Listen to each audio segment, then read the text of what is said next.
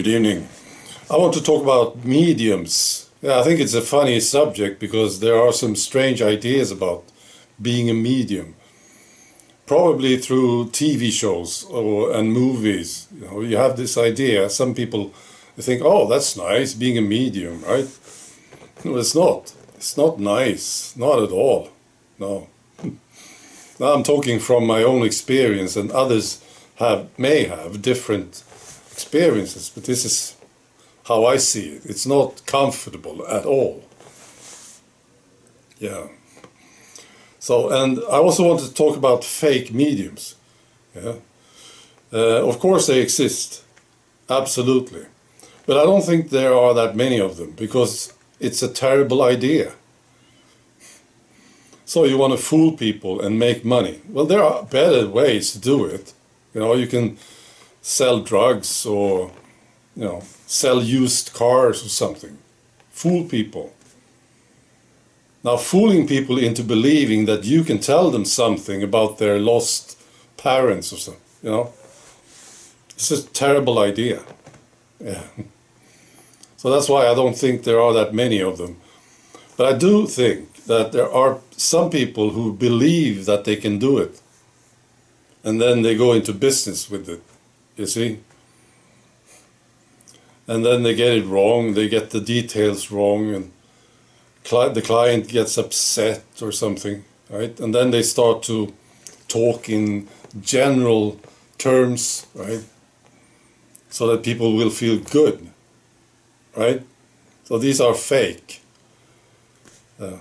And of course they know they are fake, but when they started, maybe they thought they could do it, you see? I think there are quite a few of those. Right, so what's it like?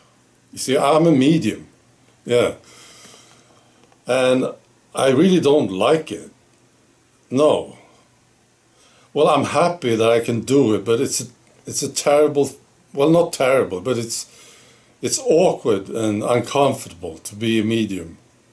And I would never go into business with it. That would be a terrible idea.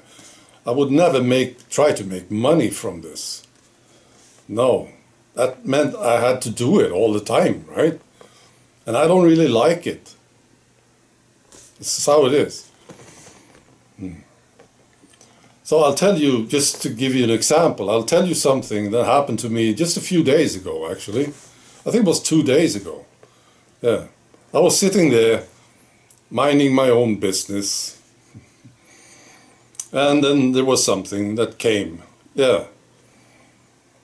And you may have this idea that, okay, so there's a guy walking into the room without a body, and he says something, and you totally understand him at once. That's not how it works, not at all. It's usually just the pressure, yeah. And this one was a really strong pressure that I had 2 days ago. So it was like a bag of sand, right here, on top of my face, on the head, right here. Right here was like a bag of sand. It's physical. Yeah, you can feel it with your body. And then this is how it works. You see, you need to understand what it is, or it will not go away. Yeah. Well, it might eventually go away, right? But this individual thinks that you can understand him, and he's trying to talk to you, and it's just very uncomfortable, and you don't get it, you see? And you need to work at this to understand what this guy wants, something he wants to tell you. Yeah. If you can imagine this, it's not nice, pleasant, no, not at all. And of course you get busy with this for a while to understand.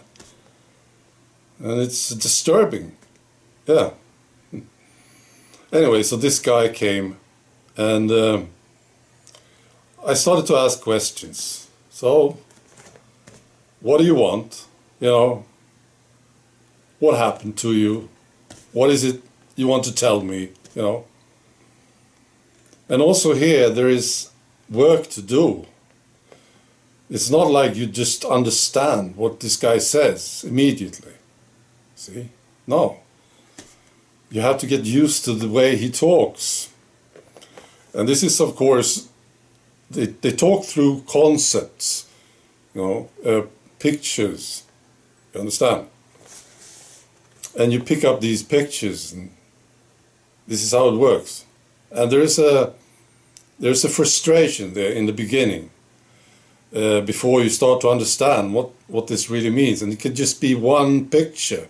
You understand one picture. And that's usually when it starts to break open and you start to understand more. But you need to understand the first thing, you see.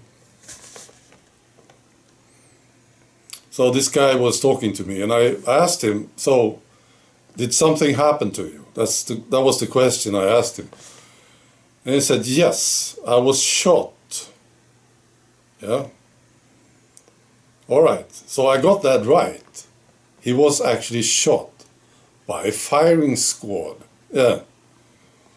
And that's what he showed me, and it was very clear, which made me happy. You see, I saw it clearly. He was shot by a firing squad. And he was blindfolded, right? So we got that right. He was shot, right? Yeah. And then it opened up, and he started to tell me what happened and who he was, and you know, everything, and some other things.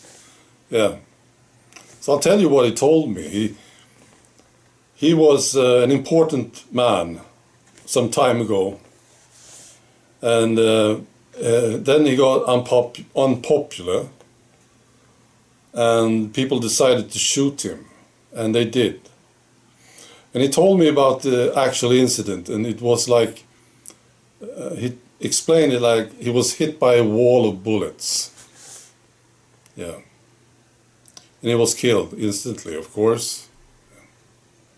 And then he talked about his life. And he did some terrible mistakes in his life. He was a politician. Yeah. Did some terrible mistakes. And then he talked about people around him. And there was especially one guy that he talked about, and that was a security chief, right? That was keeping an eye on him to make sure that he was behaving. And this guy that I was talking to was afraid of the security chief. Yeah. The security chief was really the one running the show. You see? Yeah. So that's what it was. And so I understood him, and then he was sort of happy, and then he left. Yeah. Strange things, right? Yeah. But it's very, very real to me. It is. It's like anything that is real. You know, this house or this chair. It's just that real. You see. Yeah. It wasn't always like this, of course. No. This is how it is. All right. Be good.